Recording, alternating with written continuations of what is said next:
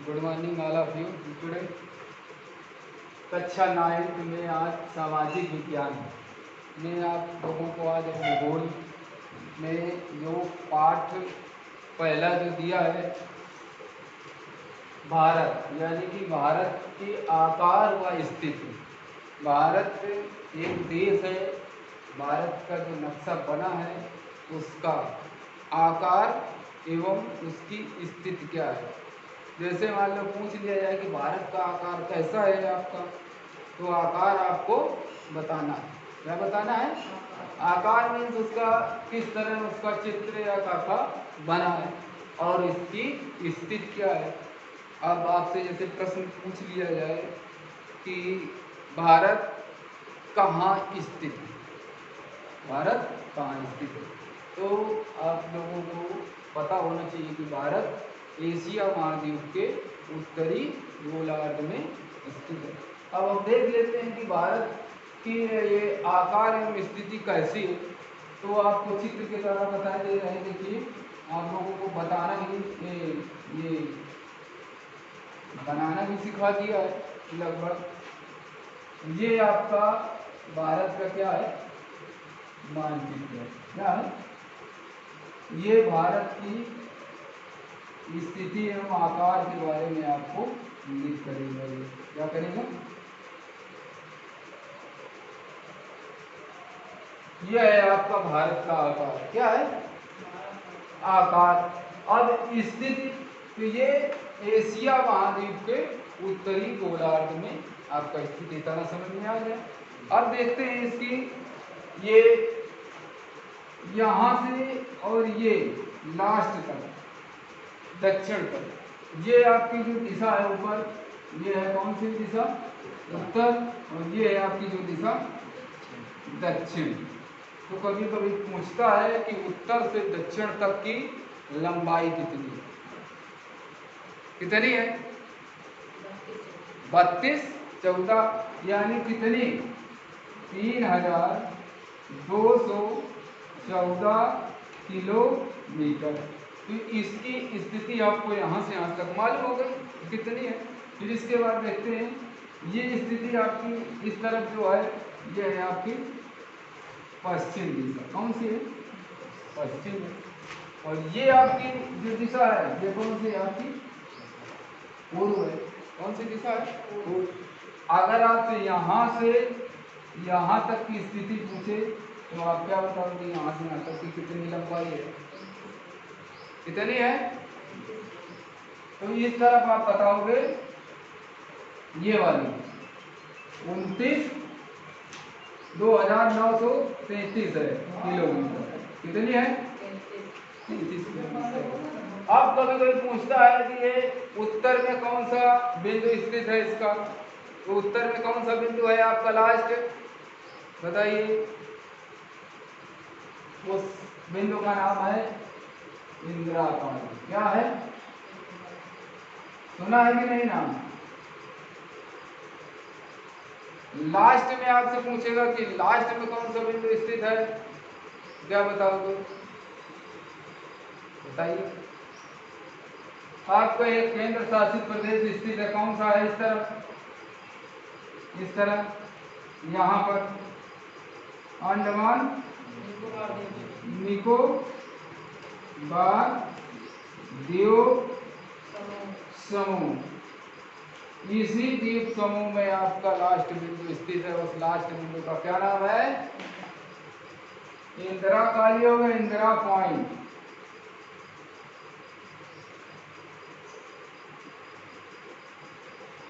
इसी को क्या कहते हैं? पिगमिलियन। क्या बोलते हैं? ठीक। तो ये आपका उत्तर में होगा, ये आपका दक्षिण में होगा।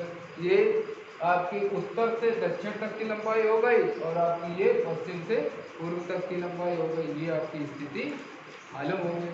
आप देखते हैं इंदिरा बिंदु, ये आपका दक्षिणी।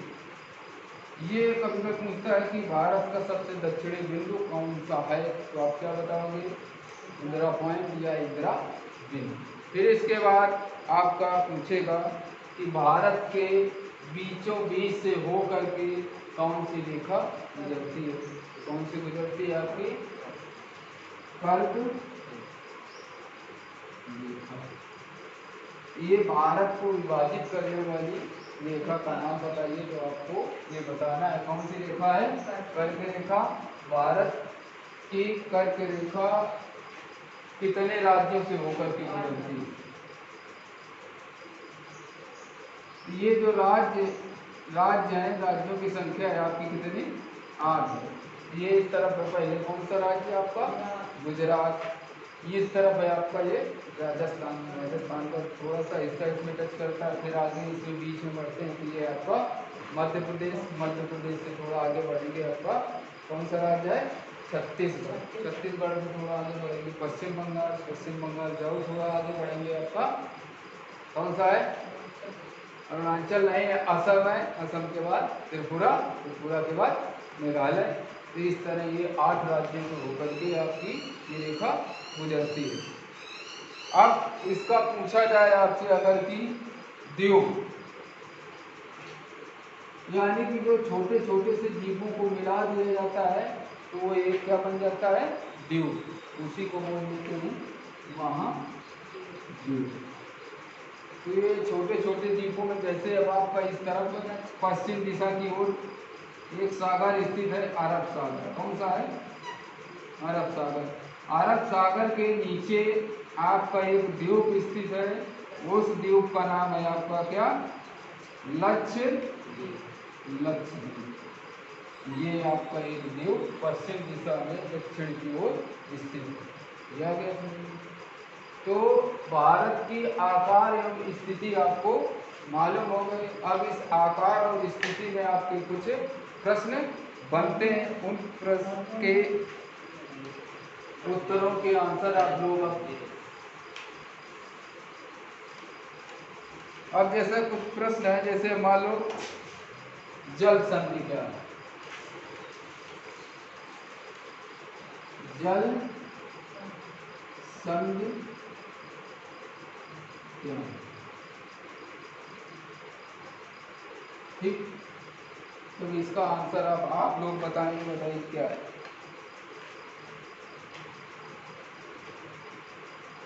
यानी कि दो स्थल खंडों को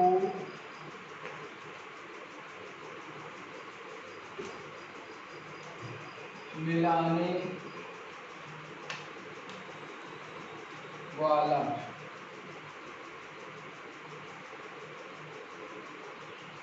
जो सकरा क्षेत्र होता है, ठीक है,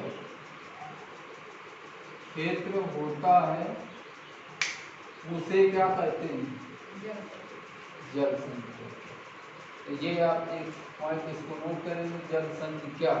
इसी में है आपका भारत में आकार एवं स्थिति में ये प्रश्न किया है आपका जल संधि क्या है। फिर अगला प्रश्न है इसी में, इसको नोट कर लेंगे आप लोग, देख लेंगे जल संधि क्या है। जल संधि हेडिंग डाल लीजिए आप लोग, फिर देख लेना उसमें, ठीक है। अब हम इसको बैठे दे रहे हैं आप दो स्थल खंडों को मिलाने वाले। अब दो स्थल खंड कौन कौन से, अब आपको ये भी बता दे रहे हैं। जैसे आपका ये स्थल भाग है, इसका ये भारत का है, ये भारत का ये स्थल भाग है, और ये एक टापू है कि नहीं? ये आपका जो जल पड़ोसी देश है कौन सा? श्रीलंका। कौन सा है? श्रीलंका। तो इसके ये जो बीच में जो हिस्सा पड़ता है, जो दो हिस्सों को जोड़ता है आपस में, तो ये आपके वही मान लेते हैं जल संधि। क्या है? ये इसको आपस में जोड़ता है। आगे समझ में? तो अब हम आगे बढ़ते हैं इसी क्रम में।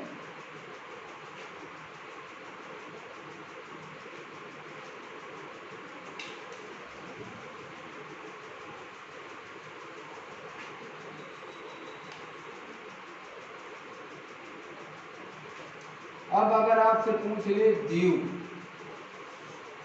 द्वीप क्या है, ठीक है, द्वीप क्या है? अभी हमने आपको बताया है कि द्वीप यानी कि छोटे छोटे द्वीपों को मिला करके एक बड़ा महाद्वीप बन जाता है। तो इसकी परिभाषा भी हुआ है, छोटा सा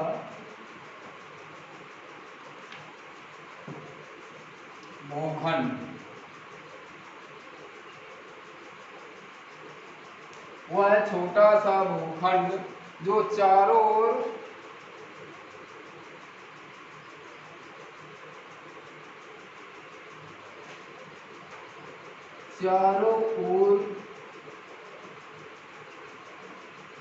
जल से घिरा हो, जो चारों ओर जल से घिरा हो, या आप कर सकते हैं होता है। द्वीप क्या है? वह छोटा सा भूखंड जो चारों ओर जल से घिरा होता है, उसे क्या कहते हैं? द्वीप कहते हैं। अब देख लीजिए उदाहरण के तौर पर, आप ये जो द्वीप है आपका लक्षद्वीप, ये चारों ओर जल से घिरा हुआ है। अब इसी जगह एक और प्रश्न बनता है,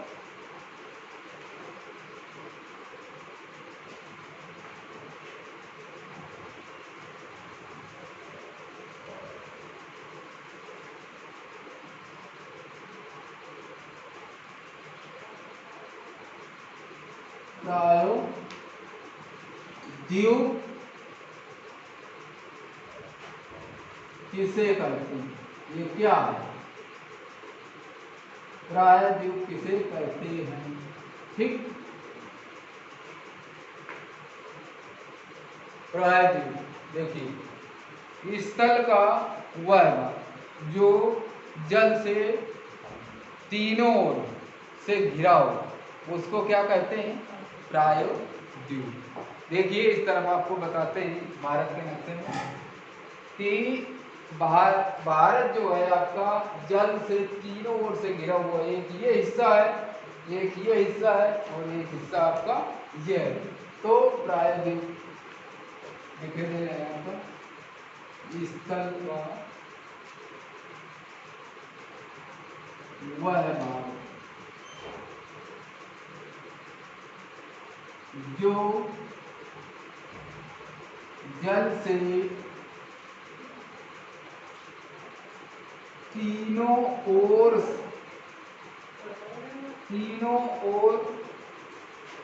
से घिरा हो, प्रायद्वीप कहते हैं। प्रायद्वीप कहते हैं। तो ये देखिए आपका इस तरफ, जैसे ये है आपका अरब सागर, ठीक है, ये इस तरफ है आपके बंगाल की खाड़ी, और ये नीचे है आपका हिंद महासागर है। तो आपका एक सागर ये हो गया, और एक सागर आपका ये हो गया, और एक सागर आपका ये हो गया। तो ये तीनों ओर से भारत को क्या किया है? घेर रखा है। तो भारत एक प्रायद्वीपीय देश है। क्या है? जो एक प्रश्न भी बनता है कि कौन सा देश प्रायद्वीपीय है? प्रायद्वीपीय देश आपका भारत है। चल रहा है, ठीक है। तो आपको ये समझ में आ गया। अब आगे बढ़ते हैं।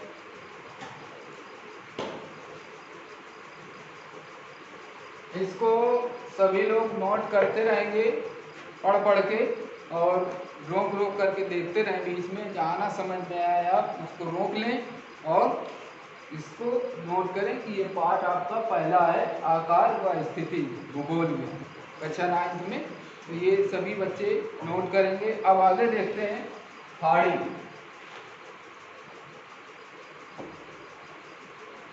ठीक है, खाड़ी। अब कहते हो कि ये बंगाल की खाड़ी है, तो ये खाड़ी है, ये खाड़ी नहीं है, तो ये एक अरब सागर इस तरफ, और ये एक सागर है। तो केवल शब्द आया है खाड़ी क्या है, यानी कि पृथ्वी का पृथ्वी का वह सकरा, पृथ्वी का वह सकरा क्षेत्र जिसमें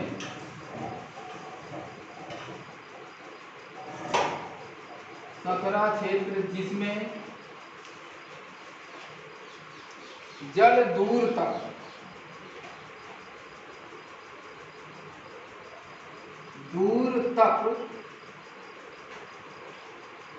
प्रवेश कर जाता है।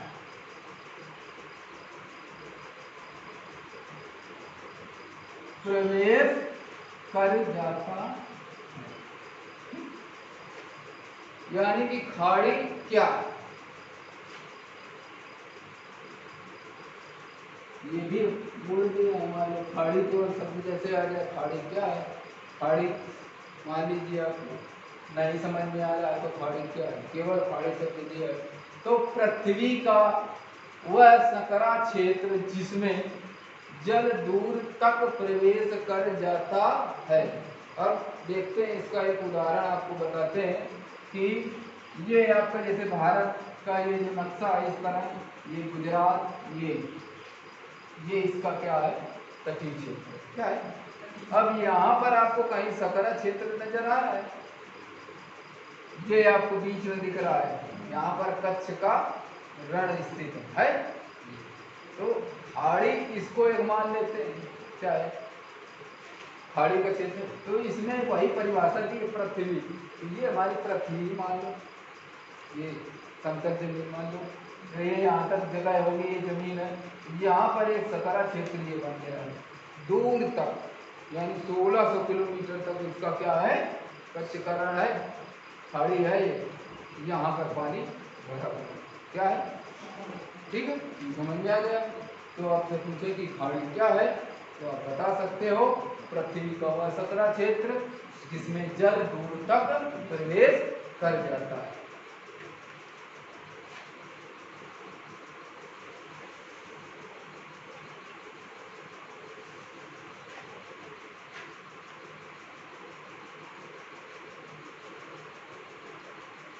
अब जैसे कुछ प्रश्न दिए हैं आज से पूछे,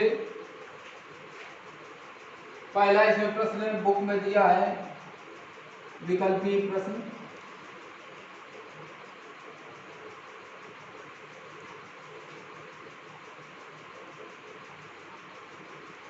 ठीक है।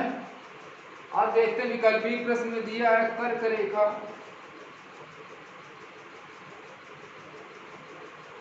कर्क रेखा किस राज्य से, किस राज्य से नहीं गुजरती है, नहीं गुजरती है। ये पहला प्रश्न है, सभी बच्चे इसको नोट करेंगे। ये है आपका का नंबर, इसने विकल्प दिया है, का नंबर विकल्प में है आपका राजस्थान, क्या दिया है, राजस्थान। खा नंबर में आपका दिया है उड़ीसा, गा नंबर में आपका दिया है छत्तीसगढ़,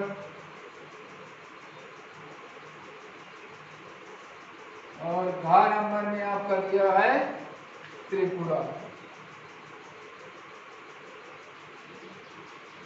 तो ये आपके चार विकल्प इस तरह हैं इसमें, तो इन चार विकल्पों में आपको एक विकल्प सही चुन करके आपको लिखना है।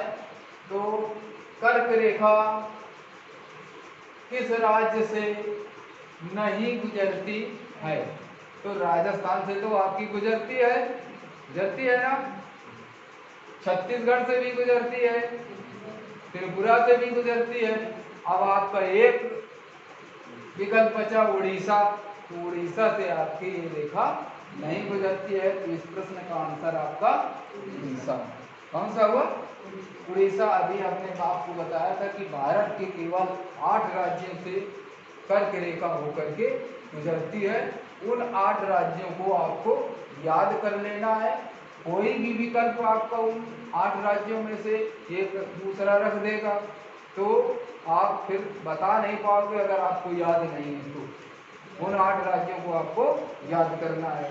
तो इस तरफ देखो बताए दे रहे हैं, एक बार रिवाइज कर दे रहे हैं। पहला आपका गुजरात है, इस तरफ आपका यहाँ पर राजस्थान है, राजस्थान के बाद फिर आगे चलोगे मध्य प्रदेश, छत्तीसगढ़, फिर इसके बाद पश्चिम बंगाल, असम, त्रिपुरा, मेघालय, मणिपुर। तो इस तरह आपके 8 राज्य हो जाते हैं। तो ये अभी याद कर लें। तो अब आगे चलते हैं। तो इस तरह आपको समझ में आ गया। अब इसी का विकल्प बी में दूसरा प्रश्न देखते हैं जो दिया है बुक में। वो दिया है भारत का सबसे पूर्वी देशांतर कौन सा है? भारत का सबसे पूर्वी देशांतर कौन सा है? पूर्वी देशांतर कौन सा है? 97 अंक 25 में। दूसरा ये पूर्व दिया है। अब अगला है 77 अंक 6 मिनट, 77 अंक 6 मिनट ये दिया है आपका पूर्व। 68 अंश 7 मिनट ये दिया है आपका पूर्व। ठीक है। फिर इसके बाद दिया 82 अंश 32 मिनट, 82 अंश 32 मिनट ये भी आपका दिया है पूर्व दिशा में। तो इस तरह आपका ये प्रश्न विकल्पी में दूसरा है भारत का सबसे पूर्वी देशांतर कौन सा है? तो सभी विकल्पों में पूर्व लगा हुआ है। क्या है? पूर्व लगा हुआ है। अब आपको वो याद करना है जो देशांतर है। बुक में आपका जो देशांतर दिया है 97 अंश 25 मिनट पूर्व, ये है आपको पूर्व। तो इस प्रश्न का आंसर 97 अंश 25 मिनट पूर्व, ये आपका विकल्प का दूसरा प्रश्न हुआ।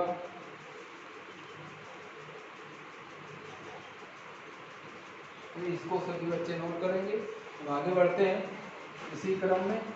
ये 4 प्रश्न आपको बताए दे रहे हैं इसमें जो है। तो अगला है उत्तराखंड उत्तर प्रदेश।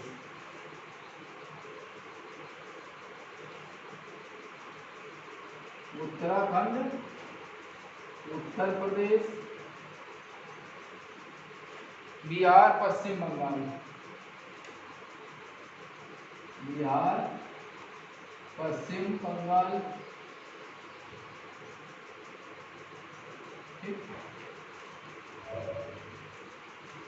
और सिक्किम।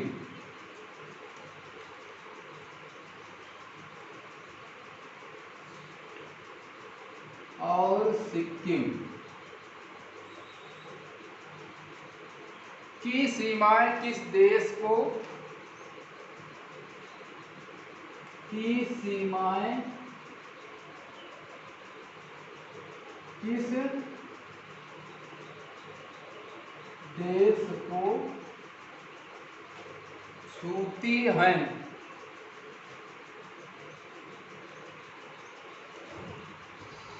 मतलब स्पर्श करती, क्या करती हैं? स्पर्श करती हैं। तो चीन, भूटान, नेपाल, म्यांमार, नेपाल, म्यांमार। तो आपको बताना है इस प्रश्न का आंसर। उत्तराखंड एक तो ये राज्य हो गया, उत्तर प्रदेश एक ये राज्य हो गया, बिहार एक ये राज्य हो गया, पश्चिम बंगाल एक ये हो गया, और सिक्किम। यानी 1 2 3 4 5 ये 5 भारत के ऐसे राज्य हैं भारत के किस पड़ोसी देश से इन राज्यों की सीमाएं स्पर्श करती हैं या लगती हैं या छूती हैं, आपको इनमें चार में से बताना है आपको। तो इसका आपका जो आंसर होगा वो आपका कौन सा है? नेपाल। भारत का ये पड़ोसी देश है नेपाल। नेपाल से ये राज्यों की संख्या वृद्धि है। उत्तराखंड, उत्तर प्रदेश, बिहार, पश्चिम बंगाल, सिक्किम की सीमाएं ये है आपका भारत के मैप में नेपाल। ये है आपका नेपाल।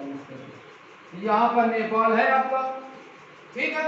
इसके बगल में इस तरफ सिक्किम स्थित है, यहाँ पर आपका उत्तर प्रदेश स्थित है, यहाँ पर आपका बिहार स्थित है, यहाँ पर आपका उत्तराखंड स्थित है और इस तरफ आपका पश्चिम बंगाल स्थित है। तो इस तरह आपकी इन सीमाओं को, इस देश की सीमाओं से भारत के राज्यों की सीमाएं छूती हैं, टच करती हैं। ये समझ में आ गया आपको। ये नेपाल है और नेपाल से भारत के कितने राज्यों की संख्या है? 1 2 3 4 5। भारत के 5 राज्यों की सीमाएं नेपाल देश के साथ स्पर्श करती है। अब तो ये रहा आपका प्रश्न तीसरा। अब देखते हैं चौथा प्रश्न।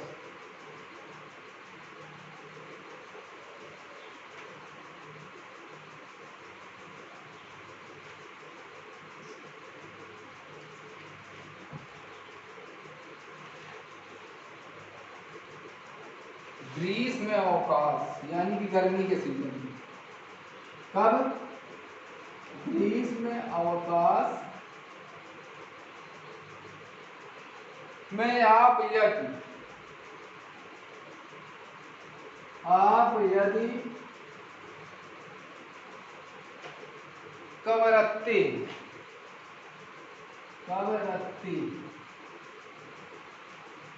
जाना चाहते हैं,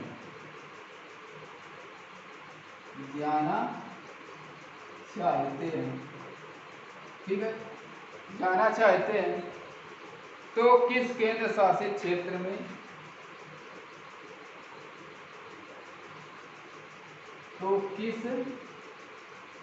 केंद्र शासित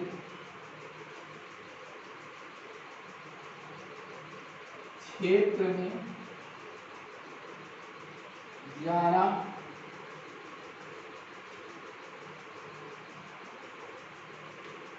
चाहेंगे?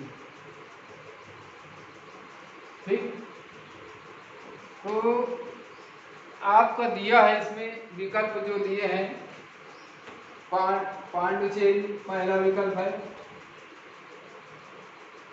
पांडुचेरी। हाँ नंबर का जो विकल्प दिया है वो है आपका लक्षद्वीप।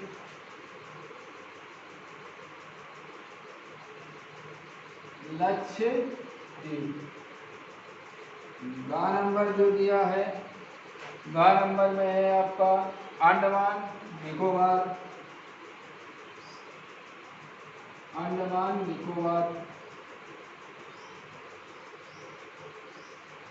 घा नंबर में आपका दिया है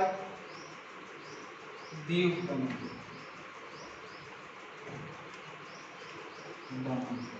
तो देखो इसमें क्या दिया है, ग्रीष्म अवकाश में आप यदि कवरत्ती जाना चाहते हैं तो किस केंद्र शासित प्रदेश जाएंगे? तो आपको केंद्र शासित प्रदेशों की संख्या, केंद्र प्रदेशों के बारे में भी आपको पता होना चाहिए, उनके नाम याद होना चाहिए, उनकी राजधानियां भी याद होना चाहिए। तो ये जो आपको कवरत्ती जो दिया है ये राजधानी का नाम है, क्या है? अब देखते हैं 4 विकल्प में केंद्र शासित प्रदेशों को लग दिया है। अब ये किस केंद्र शासित प्रदेश की राजधानी है, बस उसी का आंसर ये मिल जाएगा इस प्रश्न का। तो कवरत्ती किस केंद्र शासित प्रदेश की राजधानी है बताइए? है कहीं इसमें लक्षद्वीप? तो इसका आंसर आपका हाँ नंबर है। कौन सा होगा? हाँ नंबर। आ गया है आसान कि नहीं? तो आपको केंद्र शासित प्रदेशों को भी याद करना होगा, उनकी राजधानियां भी याद करनी होंगी, इसी तरह आपका ये आंसर।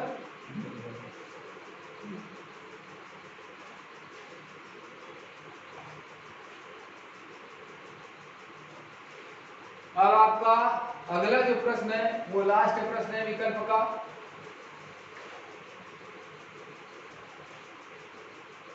लास्ट प्रश्न है आप लोगों का ये, देखते हैं दिया है लास्ट प्रश्न में, मेरे मित्र एक ऐसे देश के निवासी,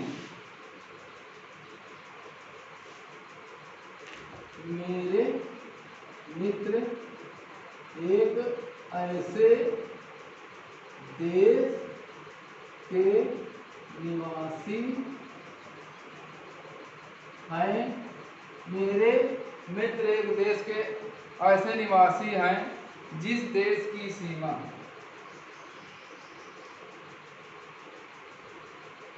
जिस देश की सीमा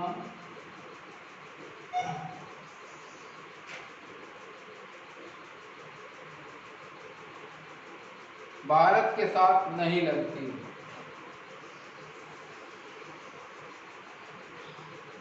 भारत के साथ नहीं लगती, ठीक है। आप बताएं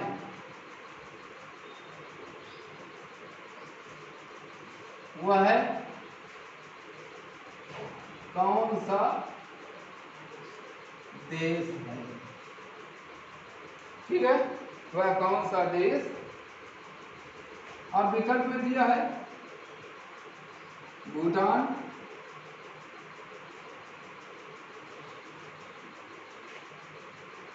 हाँ नंबर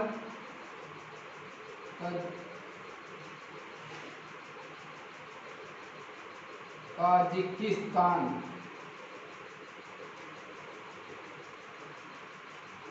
बांग्लादेश, नेपाल।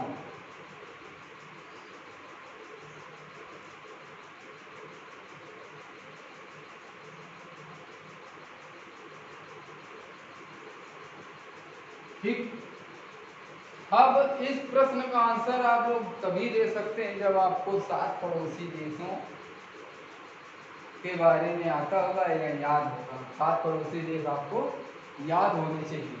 अब इन 4 विकल्पों में से एक ऐसा विकल्प है जो आपके भारत का पड़ोसी देश नहीं, तो प्रश्न पूछ रहा है कि मेरे मित्र एक ऐसे देश के निवासी हैं जिस देश की सीमा भारत के साथ नहीं लगती है, तो आप बताएंगे वह कौन सा ऐसा देश है जो भारत की सीमा से उसकी सीमा नहीं लगती है।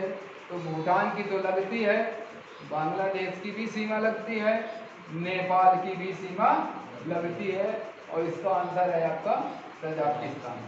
तजाकिस्तान की सीमा भारत की सीमा से नहीं लगती है। तो इस तरह आपका इसका ये आंसर हो गया।